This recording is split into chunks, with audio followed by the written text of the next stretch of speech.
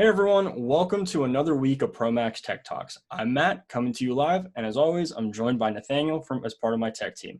This week, we're going to be talking about storytelling, and I'd like to introduce Shezad from DHD Films. We're mutual customers of each other. They were recently just testing out our new remote workflow solution, and they put together one of the best stories I've ever seen. They were able to take a small box that we sent them and turned it into a full story about how it helped their team and was able to help one of their video editors specifically.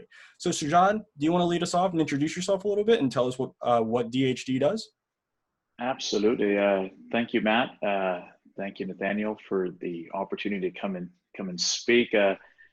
Most people watching may not know that we've been big fans and users of ProMAX. I think this is our 5th year. Yeah, that sounds about right. We've been working together for, it seems like a long time. It's good. I like it. Yeah, and not a whole lot has scaled in the last 5 or 6 years. And I'm happy to report back and say ProMAX has scaled with us as one of the fastest growing inner city companies in the country. We've experienced tremendous growth. You can't really look around in the current environment, but even pre-COVID, and there's never been a better time to be a storyteller. Yeah. Right. And you guys have, I just don't want to miss on giving a shout out to you guys, but also the people that power ProMAX, Mike, and the folks that are helping our guys on the back end, bringing these stories to life. So thank you for that partnership. Yeah, love it. So a little about DHD. So I'm a 3rd generation filmmaker, founder and creative director at DHD Films. We're a full service production studio and motion graphics studio based in Dallas. But that could be a little misleading because we have clients all over the globe. We've traveled to 5 continents in service to our clients and seeking out tremendous stories and Dallas, but Dallas is home, and it's and we've had a lot of awesome opportunities to support some great clients. This March we were going to be celebrating our 20th anniversary, right? And then the shutdown happened, and that didn't change us celebrating, just in a different way, in a virtual way. But I get excited anytime I have an opportunity to share my thoughts on storytelling. I get excited. So let's get into it. Well, yeah, and it was, I'm so glad we're doing this because, watching what you guys pulled out of, a box of product was so unique and so interesting to me, because, so many times we've done this. We've said the story of like, here's who we are. Here's a box. Here's a solution. And it's kind of boring. And then I watch what your team, what you guys created out of your experience, and it really resonated with me emotionally. It really, like Matt said, it prompted this conversation. So I'm very excited to dig into this a little bit because you guys are clearly have some real thought and intention behind what you're doing there. Yeah, and I think we had an unfair advantage. This is what we do.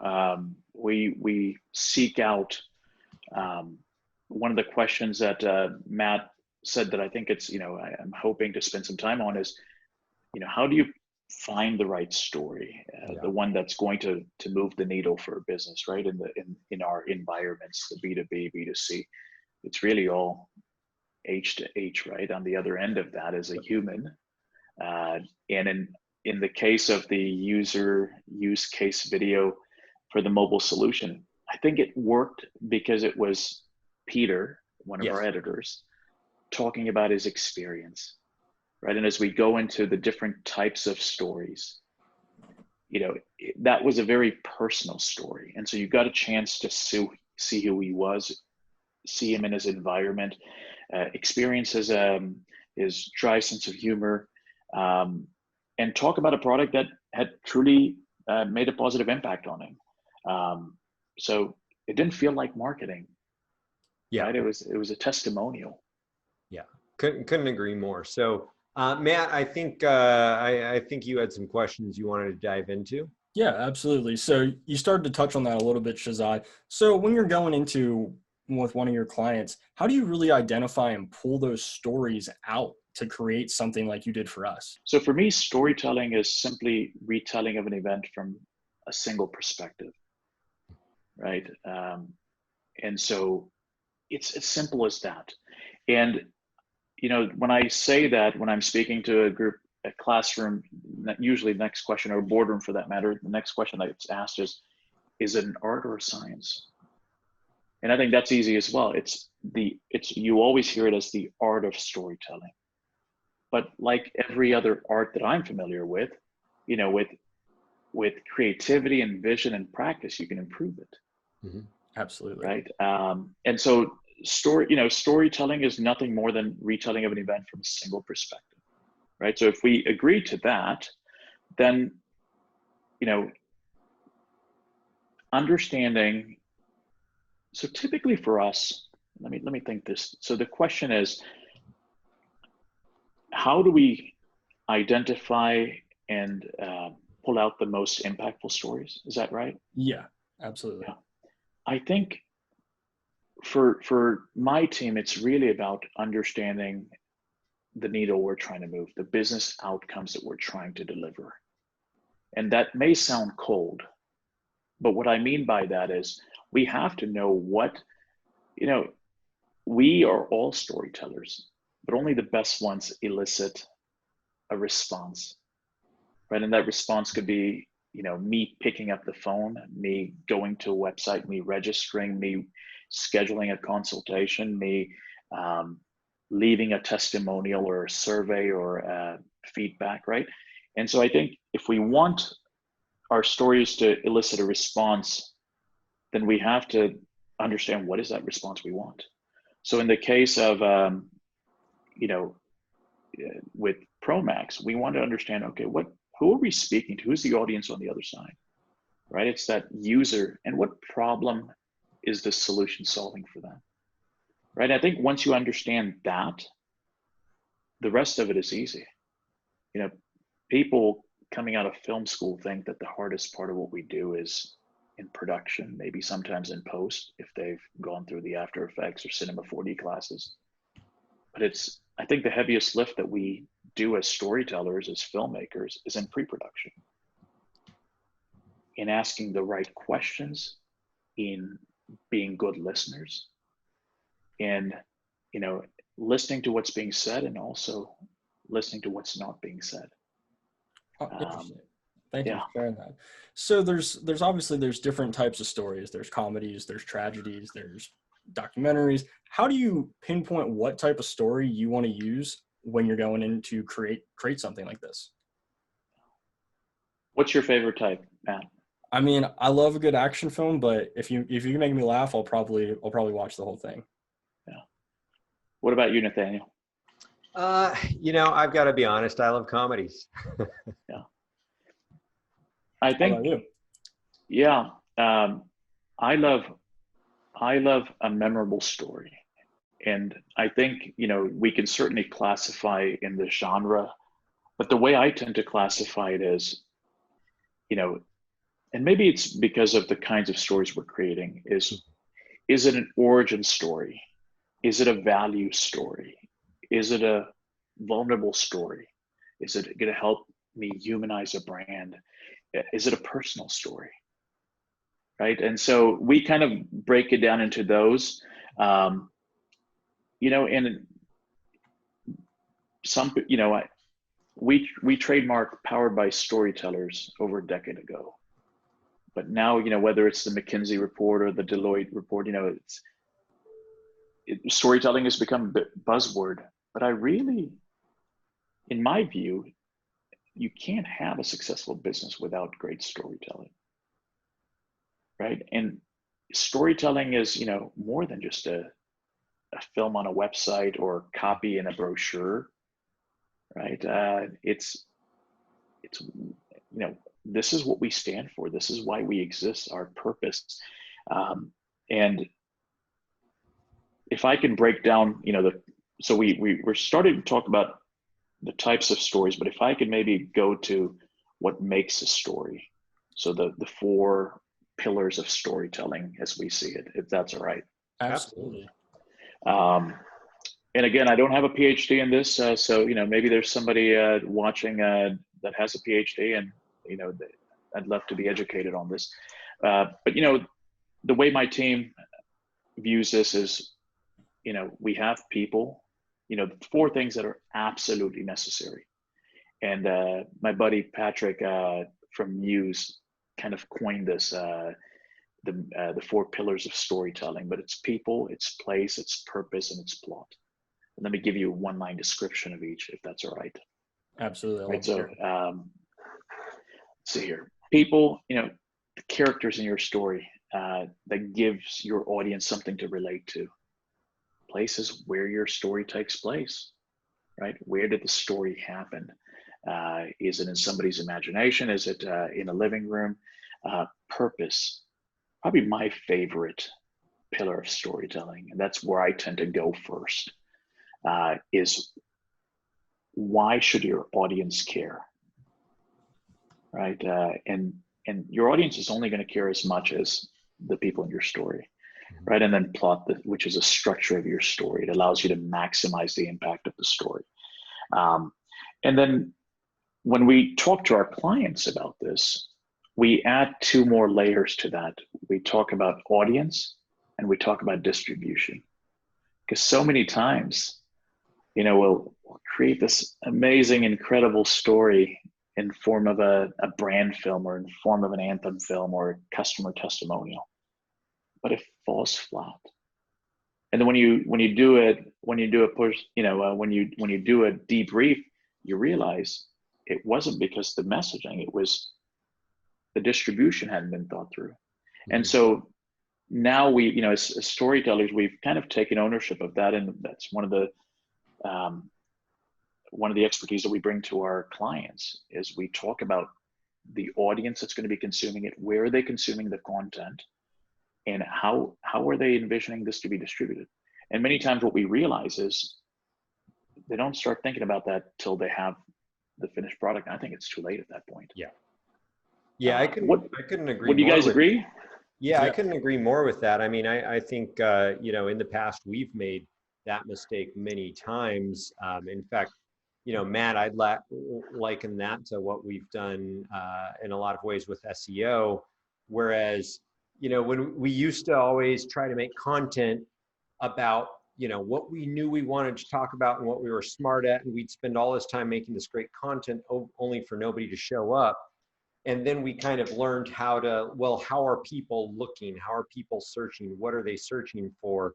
And then start at how people are looking to pull them in, and then get them to that better content that we can create. So it really resonates with me, because in fact, I remember years ago, we spent large amount of money creating a really cool explainer that ultimately didn't move the needle for our brand.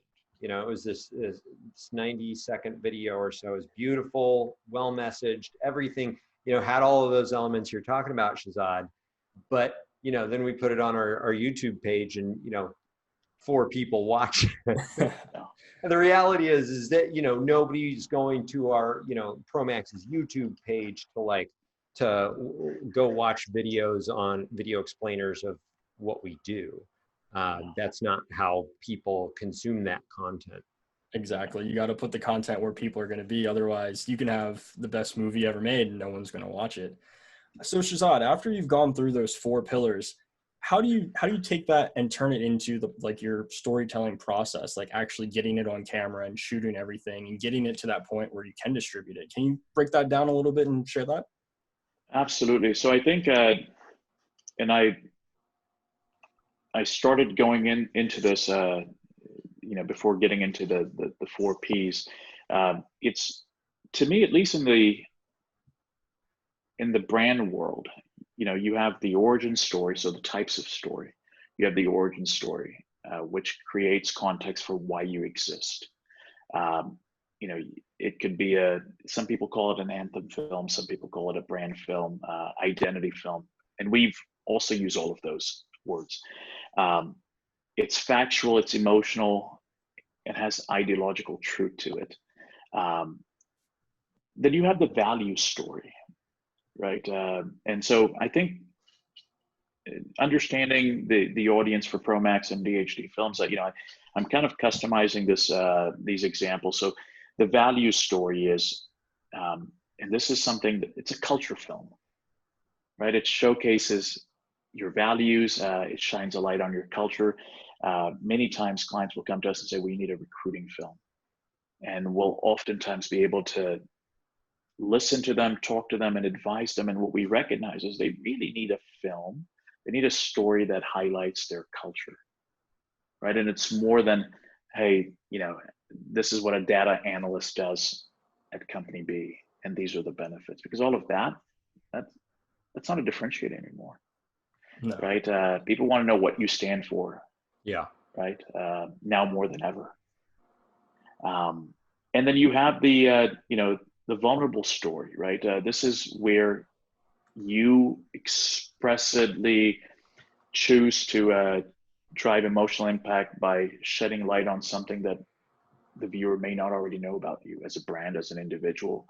And you do that at the expense, at the risk of, you're becoming vulnerable, right? But as I've interviewed many leaders and, state leaders and leaders of countries and leaders of great brands, I think that's a universal truth that I've come to learn is a great leader has to be vulnerable. And so, when we start talking to our clients about this, there's great reception. And then a personal story. And I think that's what you saw in the one that Peter created for you guys, right? The one thing I think all of these stories, in order for them to be impactful and memorable, they need to have conflict. Absolutely. Conflict creates that story. Right. You need conflict. You need tension, right? The hero's journey, there's got to be, and a conflict doesn't have to be a person or a process, right? It could be the status quo. Quo is conflict, right? And how are we, and what comes to mind here is a recent project we did, which will, I think, be a good segue into, I think one of the questions often people that are having a conversation with us say, how are the stories, the films that you're creating being leveraged by brands? And I tell them it's easier for me to tell you how they're not, because the list is so long. So we have clients using this to stand out from a recruiting perspective, talent, right? We have clients using it for fundraising. So they're a startup, Series A, Series B, that's how they're getting attention of the investors. We have clients using this to attract investors. And then, of course, as you guys have this experience, a lot of sales enablement, brand, right? And that's what most people are already in tune with. And a client that comes to mind is a startup out of New York, Bodala. You guys should take a look, and maybe we can even pull up their website, Bodhala. They're a startup in the legal space, and they're disrupting. And so the conflict for them is the status quo. They're disrupting $500 billion. That's a T, trillion with a T, $500 billion legal market. And when we were doing our discovery conversation, yes, they're a technology company and they have, really cool algorithms, but we didn't go to the 3D motion graphics. That wasn't, when we got engaged, they didn't have any videos. And so for the benefit of the audience, they can certainly go and watch the video. But the first video we created for them was we interviewed their three co-founders, their small team, right? And we said, okay, why are you at Bodala? Because many of these, what I realized in conversation, again, in the discovery, what I realized, many of these folks had come from much larger organizations. Why do you leave the safety of a Fortune 200 company and come and work for a startup, right? And what I realized is the one thing everybody had in common, irrespective of whether they're in biz dev or they're in technology, they wanted to change the world. They wanted to create something that was solving a problem for many people. And it just happened to be that, so in short, Bodala is giving transparency. Their clients are getting transparency and best practices on their outside legal spend. And how do you bring that out for a company that's disrupting such a large space? So interviewing people and just, humanizing the brand. And I'm happy to report, so we launched the video, I think, February timeframe, and right dead center of the pandemic, they were able to raise $10 million in Series A. Wow. And that to me, no, I'm not going to take all the credit. Okay, I think the credit belongs to the team. But what our client has told us is the story, the film has allowed them to crystallize the message, the clarity that they have, and what they stand for and what they don't. Yeah. Right. So it's a powerful example that comes to mind. Yeah. Well, and I think often, it's an iterative process working with a company like DHD Films and allowing somebody from the outside to look into your company through a different lens and see those things. Somebody once told me, they refer to companies working on their own content as you're looking from inside of the bottle, and that always resonated with me. Like, they're like, we see the outside of the bottle. This is what you need. And I have found that as I work with people like yourself that understand how to tell those stories, how to find them, how to ask the right questions, how to tell them, that actually helps companies understand themselves very well, which then starts to inform other aspects of how they're presenting themselves. Man, Nathaniel, gosh, it almost feels like you read the case study. So if you read the Bodala case study on their website, on the DHD website, one of the things that our client told us is when they reviewed the transcripts of the interview, which is something that we felt like they should as we were concurrently working on the messaging, they realized how some of their key stakeholders were articulating the problem in different words that could lead to confusion. And so they saw an opportunity to realign, and they did trainings based on the messaging. So it's not unusual. And the other thing that comes to mind is many times when I'm talking to our friends in the agency world, they go, well, this client, let's say Toyota, a client of ours as an example, they have an in-house production team that's larger than DHD Films. But why would they engage a company like DHD Films? It's precisely that. We bring in an outside perspective, a domain expertise, a host of solutions that may or may not exist in-house. And we get a chance to collaborate. It's not in isolation of the in-house creatives. It's in support of the in-house creatives. And so many of our clients actually are in-house production teams. And they want that outside perspective, which is, I think, invaluable. Oh, no, that's a huge part of it. And it can be so, and especially with how much success, when you go back to, I was taking notes like the whole time. I usually interact, like, I love it. I was just taking lots of notes. The audience and distribution part that you were talking about, Shezad, when you look at it from that standpoint, and Matt, you can speak to this better than I can. Distribution changes so rapidly now, and what works now versus what worked 6 months ago is totally different. And there's like 10 new tools since January just to enable distribution, and you've got to stay on top of that. And I know at ProMAX, I know friends of mine that run other companies, you get so in the groove of these are the tools we use, these are the tools that work. And meanwhile, outside of your walls, the whole world's changing so rapidly, you have to have that external input. Absolutely. There's just so many different, like you were saying, there's so many different tools, so many different platforms. Like TikTok didn't even exist a year ago, and now everyone's going there for content. And there's stuff like that's popping up all the time, and keeping up with that and making sure that you do what's best for each platform. It's like a roller coaster. You just got to buckle on and get on for the ride. So Shezad, before we wrap up, we had talked before we started recording about a case study that you wanted to share. Do you want to dive into that? Yeah, I think and this is kind of a personal story here. So Rough Creek Lodge in Glen Rose, Texas, about 90 minutes from Dallas. I came to experience this. I was working with a client, a Fortune 100 company. They were doing an executive retreat and we were creating some content. So about 13, 14 years ago, it's an 11,000 acre hunting resort, Glen Rose, Texas. That was my first experience. Fast forward a few years, I proposed to my wife there. So 11 years ago, I proposed to my wife. So we've done family reunions. It's a place that has a special spot, but that's not why I'm sharing them as a case study. They're also a client that we've supported over a number of years.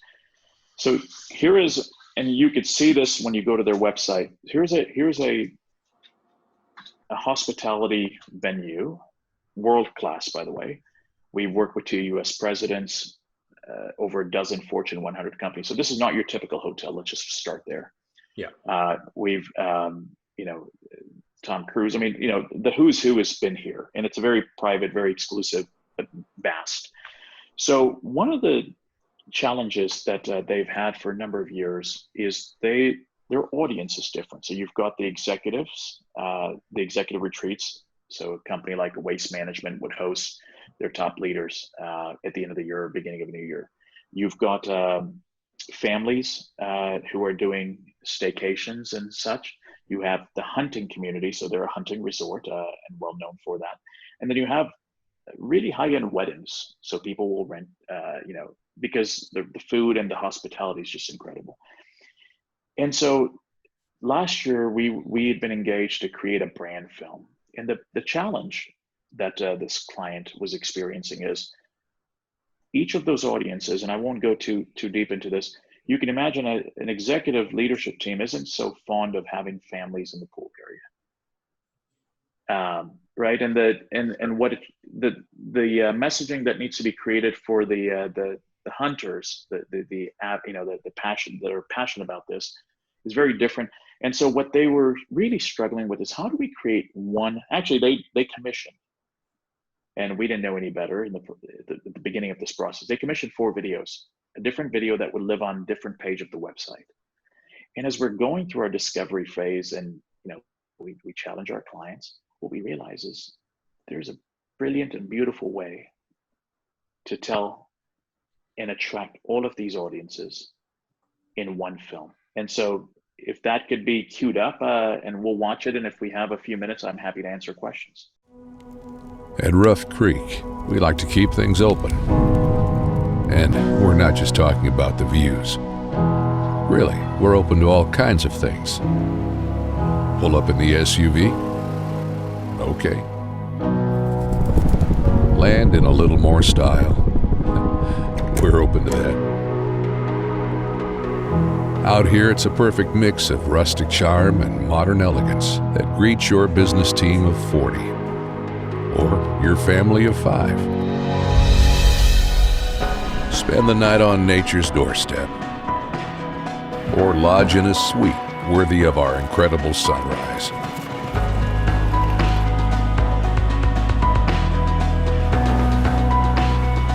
Stay a short while, or never leave at all. You could say we know a thing or two about food. Come for familiar favorites, or blaze a new trail with bold flavors. The bar is open, but I can tell you, there's a bottle that's been waiting 50 years for this moment. Most say open days are the best days at the lodge. With over 80 activities, boredom is about the only thing you won't find out here.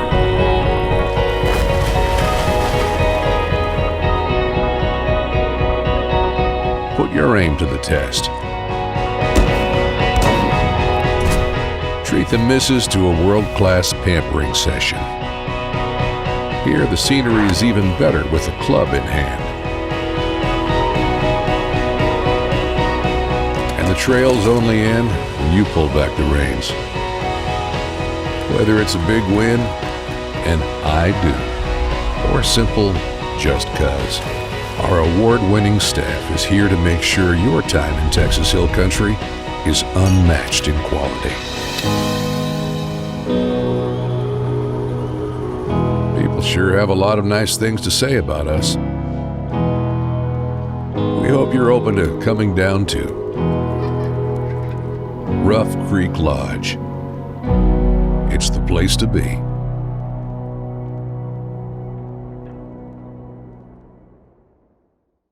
Thanks, Shezad, for your amazing perspective on storytelling using video for businesses.